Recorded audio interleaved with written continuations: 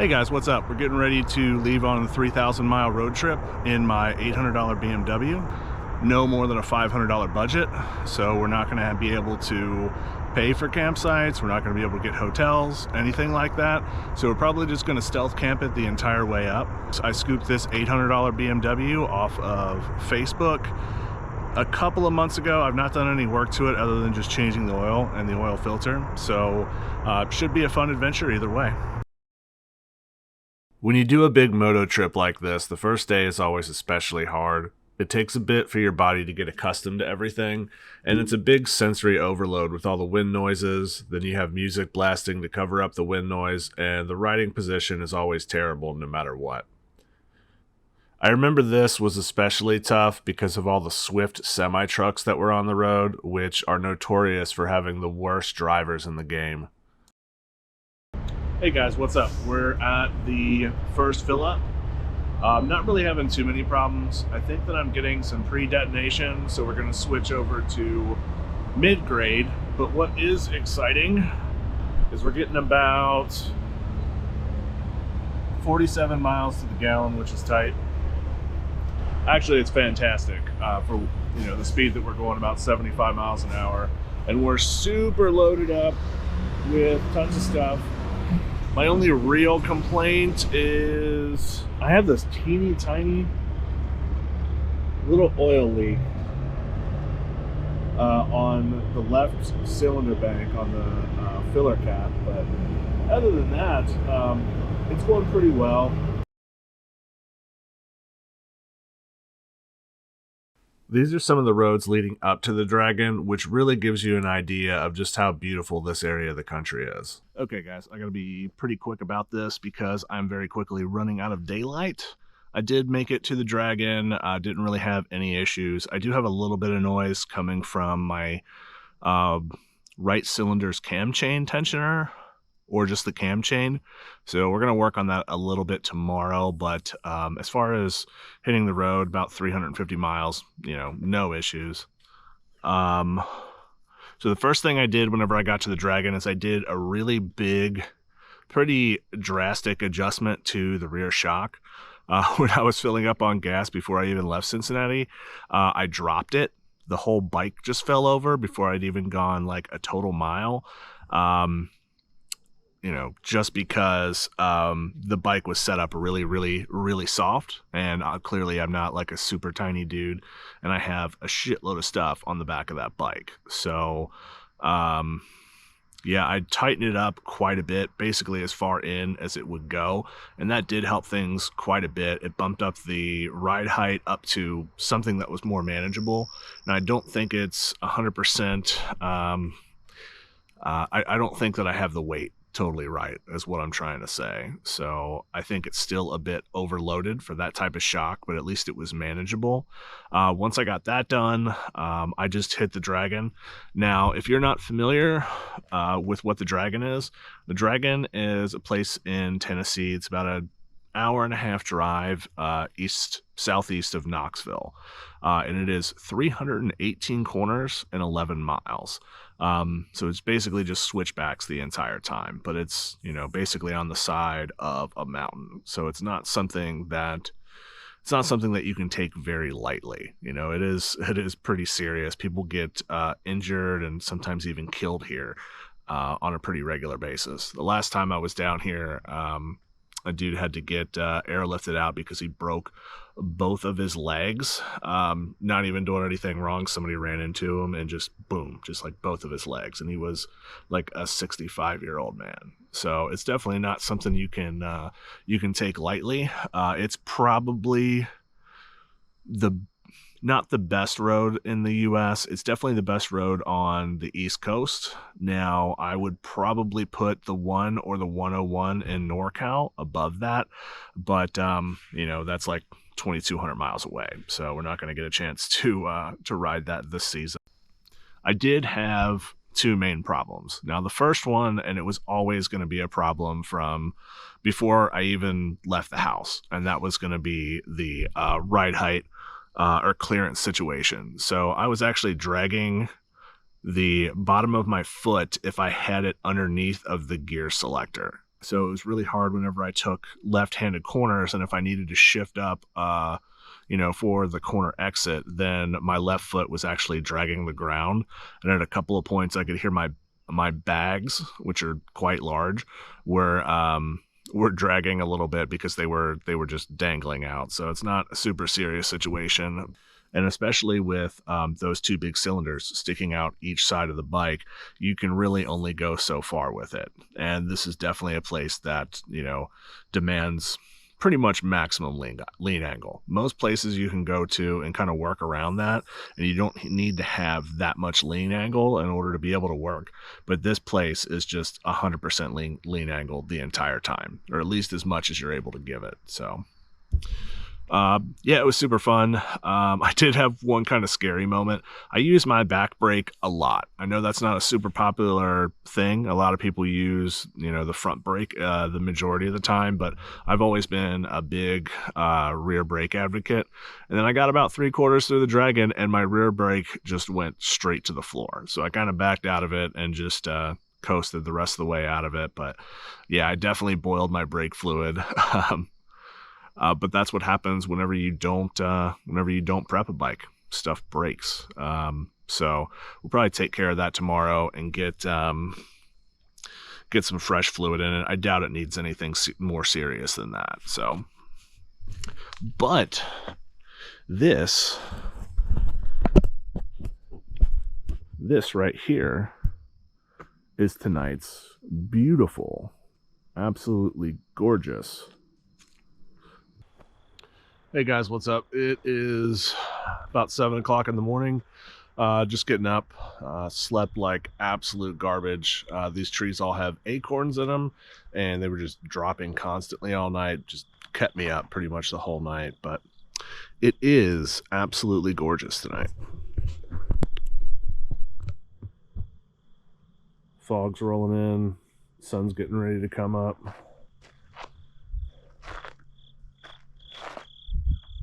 So we're about to cook breakfast.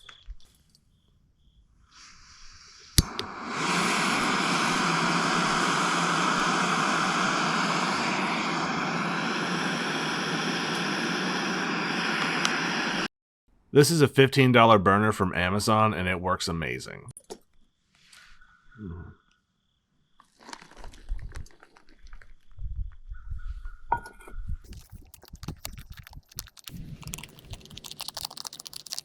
This is biscuits and gravy, freeze-dried from Mountain House, and this stuff is absolutely amazing. All you do is boil it and just add water.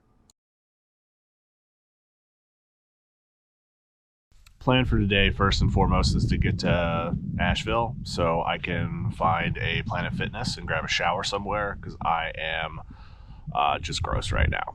So that's probably going to be the first thing that we end up doing today. I think I'm going to have to kill a couple of hours here just because it's still in the 50s and all I have is a hoodie right now. So probably be about 9 or 10 o'clock before things are warmed up enough for me to hit the road. But yeah, should reach Savannah, Georgia later today, hopefully.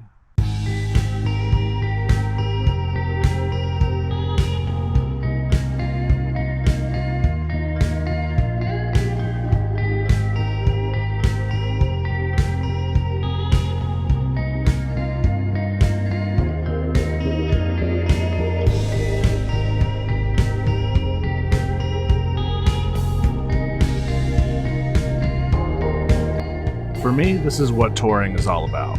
Spending all day on the bike riding through long, twisty roads in the mountains. I think a lot of riders look at touring and see a bunch of boring old dudes on $40,000 Harleys, spending each night holed up in fancy hotels, having an incredibly boring time. This video really should be proof that you can have a great adventure with not a lot of money. You can take this hobby from behind a paywall and make it your own thing.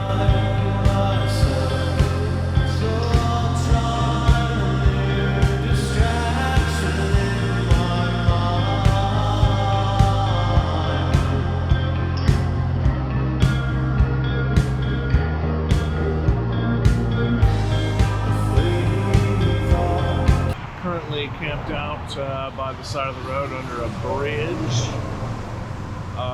just waiting things out, see how it goes. Current situation, extremely wet right now. It could have definitely been a lot worse, but it basically stopped raining whenever I was under that bridge, and the next rest stop was 24 miles away.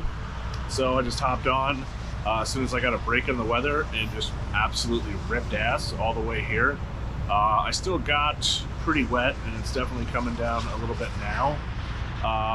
And it's probably going to take about 2 hours or so for all of this to blow over if the radar's accurate. So hopefully I can hang out here for like 2 hours and maybe catch a nap or something. That would be pretty tight because I've slept like 5 hours maybe in the past 2 days.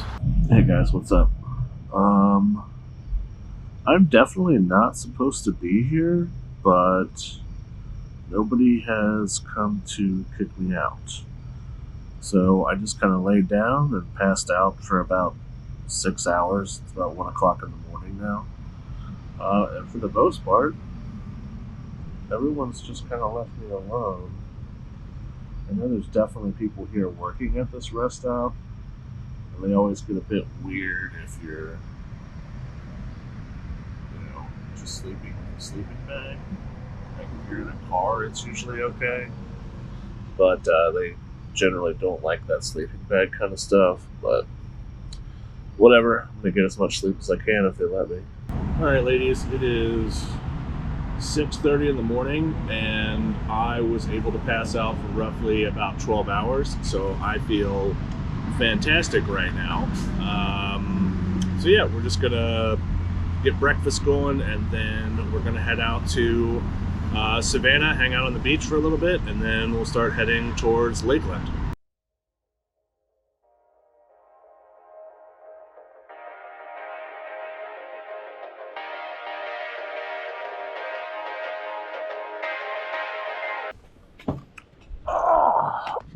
Oh, every time, bro.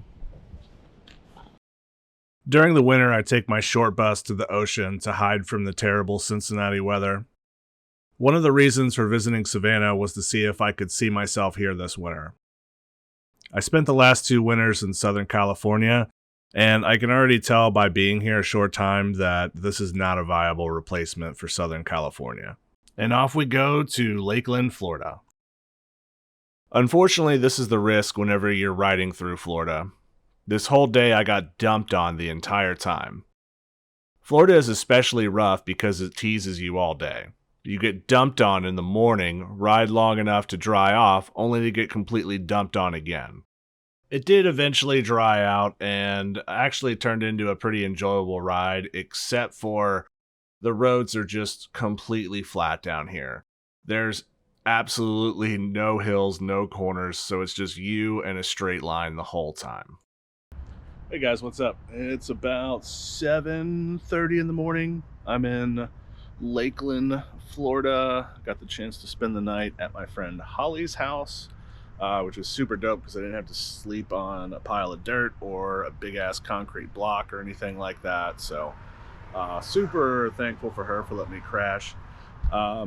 Just got rained on constantly yesterday, so I didn't get a chance to do any vlogging.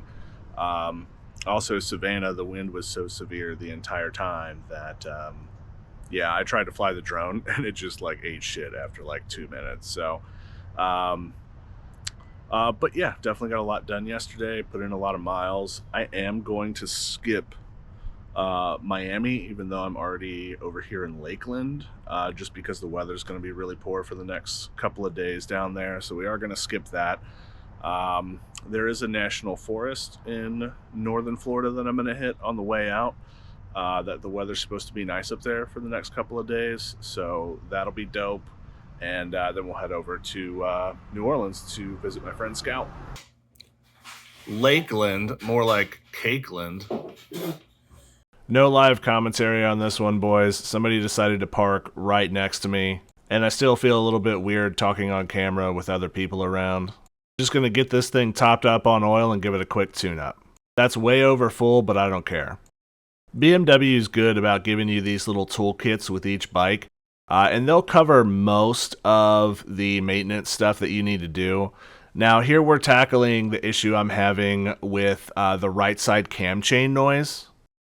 The lug nut wrench is actually the same size as this cam chain tensioner.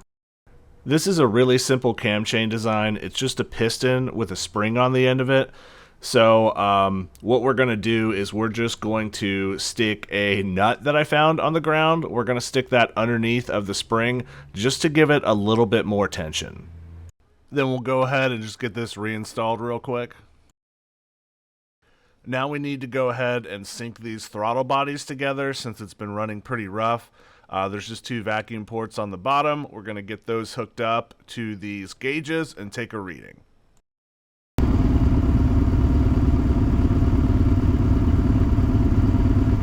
We'll grab some quick temperature readings from the headers, and really everything here looks pretty good.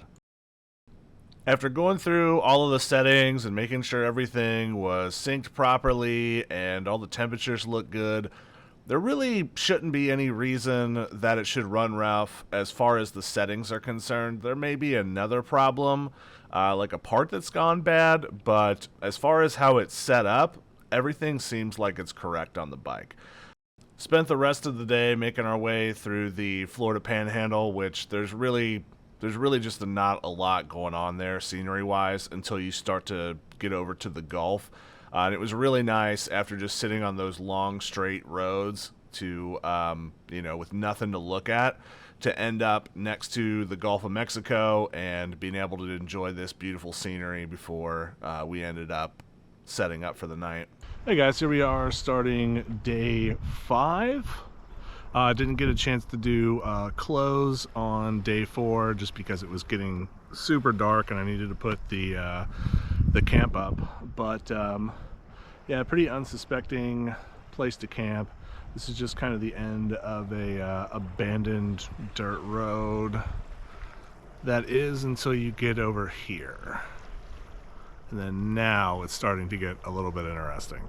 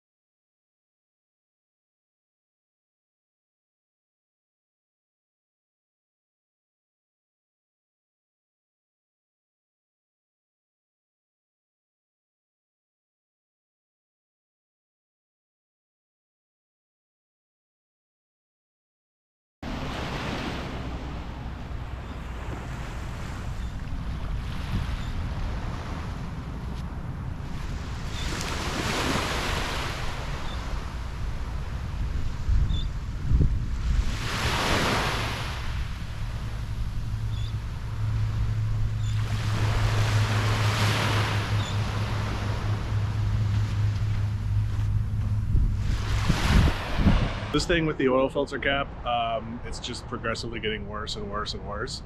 And I definitely need to take care of it sooner than later because I don't want this thing to just pop unexpectedly. But after doing a little bit of research, I've figured out that I'm just going about this completely the wrong way. There's actually an O-ring different than the O-ring that's on the top. So there is an O-ring that sits right here at the top. And apparently that's not the one that typically leaks because it looks like a good O-ring. This is actually not a rubber seal. I thought it was just an old seal that had hardened. That is actually a plastic insert. And underneath of that, there is another O-ring. But unfortunately, BMW in their amazing wisdom did not make these standard size O-rings, so I don't have one that actually fits. So we're going to try something a little bit different to see if we can get this to work. So what we've got to do is just pry this little sucker out of here. Oh, come on, I do not like that. Okay. All right. So now we have access. Now we have access to this this O-ring here, which doesn't look like it's in bad shape, but it doesn't look great either. It's got a bunch of dirt down stuck inside of it, so what we're gonna do is just clean this off.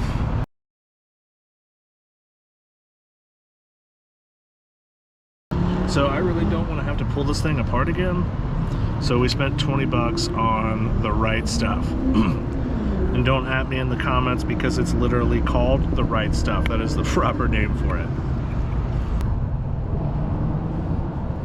What we're going to do is apply some gasket maker down into this little dealie right here, down into this groove.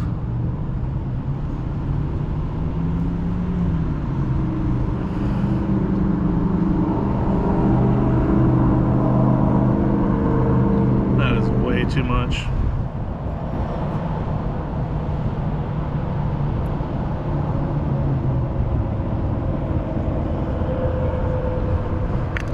That is way, way too much.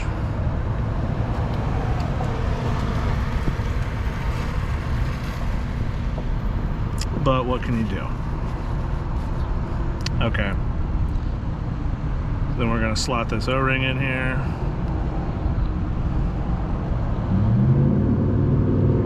We're gonna smear this right stuff.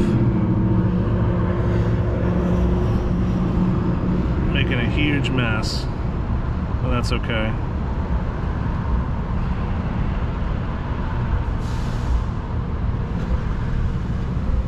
And this stuff is great because it is a 1-minute gasket maker, because we do not have time to sit around and wait for this.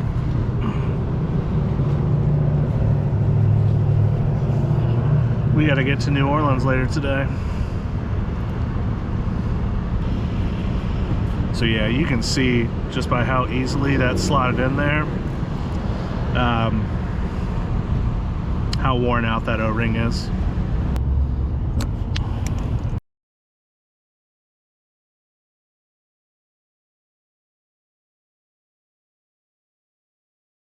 And that already looks a lot better. I don't know. I'll rip it a couple 100 miles and see how it goes. I'll update y'all later. Okay guys, so that little roadside repair worked out perfect. It's not leaking at all anymore. Whatever's in there is just the residual that's left. But what I had noticed is that the bike is actually performing a lot better now that I have gone through and fixed that oil seal up. And I got to thinking about it and realized that yesterday, or really just like 2 minutes ago for you guys, I put oil in the bike whenever I did that little roadside tune-up. And I messed up whenever I did that. And it took me till now to realize. And I'm pretty sure all of you missed it as well. But go ahead and take a look again and see if you could spot it. Did you see it? It's there. Go ahead and comment below if you have realized what it is so far. But yeah, when I used that long dipstick tube, what it did was it dislodged that seal. And whenever it did that, one, it created a big oil leak. I leaked a ton of oil out yesterday. But two, it created a giant vacuum leak, which is why I had so many problems with riding yesterday. It was idling terrible. The mid-range was awful. I was having to pull way more revs to get to the top end. It was just not running good at all yesterday. And then whenever I went in and epoxied that seal back together, then suddenly everything started working fine again. So yeah, sometimes it is just the teeny tiniest little stuff that will end up getting you. So but yeah, we're back on the road again, headed towards New Orleans, where I'm going to spend the night with my friend Scout, and then we're going to finally start heading home. Windshield washer, that's tight. What the fuck? I don't know what it is about the border between Florida and Alabama and Mississippi, is that as soon as you go across, everyone starts going 120 miles an hour. Like, it's crazy. Like, it's a very visible increase as soon as you cross the border.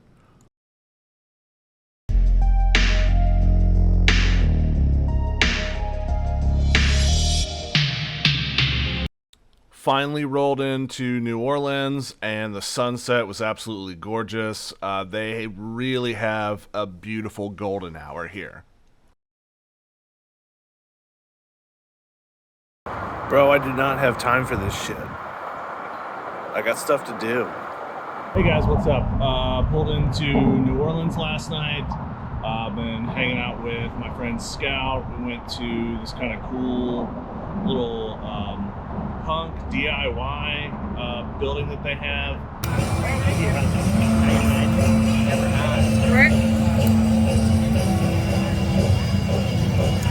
With like all kinds of metalworking stuff, and I got a bunch of people there that are into like lithium ion batteries, which is like super up my alley with everything with the bus. So it's pretty dope down here. This place is absolutely fantastic. It's like super grungy and gritty, and I don't know. I think a lot of people probably wouldn't appreciate that, but I definitely like hanging out in those types of establishments. So, but yeah, super fun. I am staying here a day longer than I anticipated, just because I was having a ton of fun, and there's a big show tonight that I want to go to. So, but yeah, as far as the bike's concerned, back to running like garbage again. It runs fine on the highway, but it's starting to miss a lot at idle. So I'm getting concerned because I still have another 1,000 miles left in order to get this thing home. But it's not really broken enough for me to want to take it apart yet. That's always a concern when you're on a long road trip, is you don't want to take it apart when it's still working, even though it's not perfect. Just because of the fear that you may get in there and break something else, which would be worse than just living with the original problem that you've got. So, yeah, this place is super dope. Excited to hit the road again tomorrow. I got 2 more days left, and then I'll be back home, and hopefully this huge turd makes it. I found this dope frog hanging out on an abandoned motorcycle. The thrift stores down here are pretty dope. There's just a lot of stuff in them, and a lot of it's super weird. Like, I found this image of a woman getting a C-section in diorama form. It was really strange. This place is beautiful in its own little way. It's not like the West Coast where everywhere you look is just amazing beauty. It's beautiful in how crappy that it is. I like places that have a little bit of edge to them and aren't really perfect. So this place might fit in really well for me.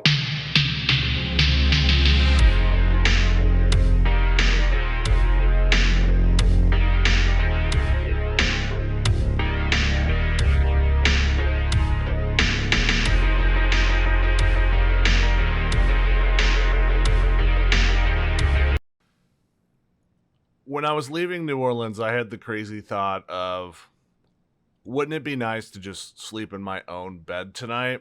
And that's whenever I committed to making a trek of 900 miles in one day. So there's not a lot of footage from this day. What I do have is just me driving alone in the dark.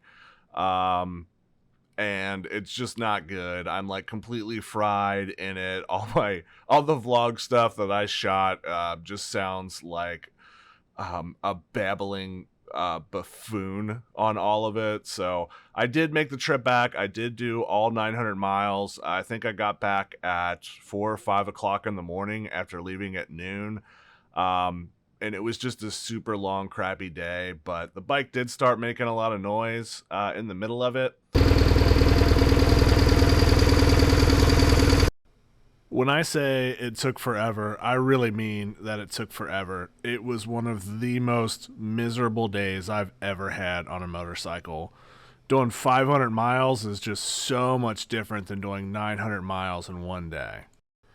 But in the end, we did make it. We didn't quite do 3,000 miles. We hit about 2,800 miles total, but it was totally worth it. And for an $800 bike, you really can't ask for much more from it. We did 8 days on the road. We covered 2,800 miles, and all from an $800 bike. And you just can't ask any more for that. I am excited to do the next one. Drop a comment for what type of bike you think I should do next.